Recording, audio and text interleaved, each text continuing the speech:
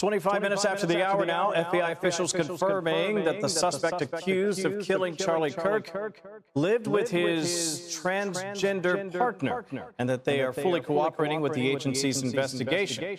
According to law enforcement, Tyler Robinson's partner showed agents Discord messages about leaving and retrieving a rifle, engraving bullets, and changing outfits. Fox News contributor and criminal defense attorney Josh Ritter joins us now.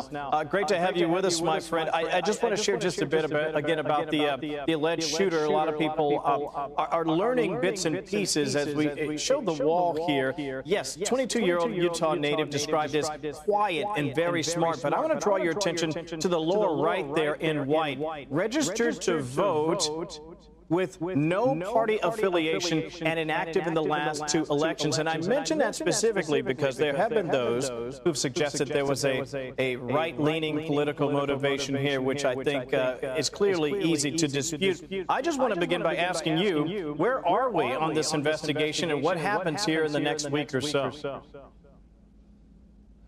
It's still early on, but they've already got a tremendous flood of information. I mean, we're starting to learn about these messages. Obviously, the roommate or partner is going to be a wealth of information to find out. I think first they want to know how much planning went into all of this, and then they're going to be very concerned with motive.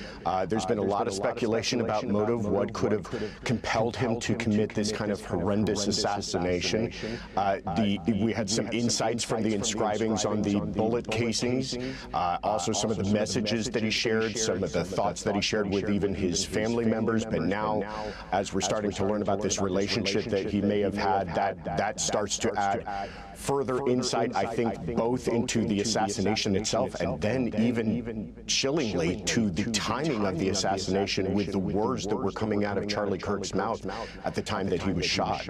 Yeah, one of the questions right around the time that the shot rang out was about transgender violence. Is there a nexus there that we can sort of draw some connection between that and the fact that the alleged shooter is involved with a transgender person?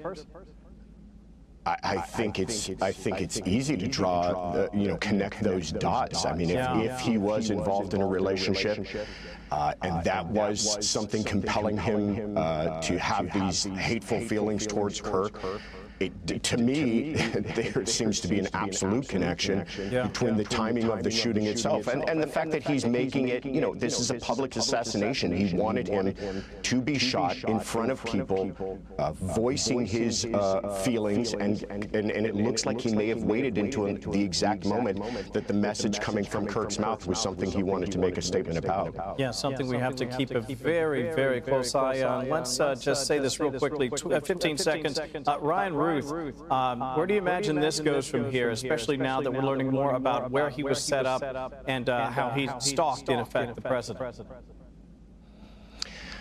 Prosecutors have done a tremendous job in spite of kind of the difficulties of dealing with Ruth representing himself and in spite of the kind of, just craziness, quite frankly, that brings to the proceedings. They've kept their eye on the ball, and I expect them to continue to do that throughout the trial. The great Josh Ritter joining us this morning. Josh, thank you as always. I appreciate your knowledge and your time. Have a good weekend. Thanks for having me.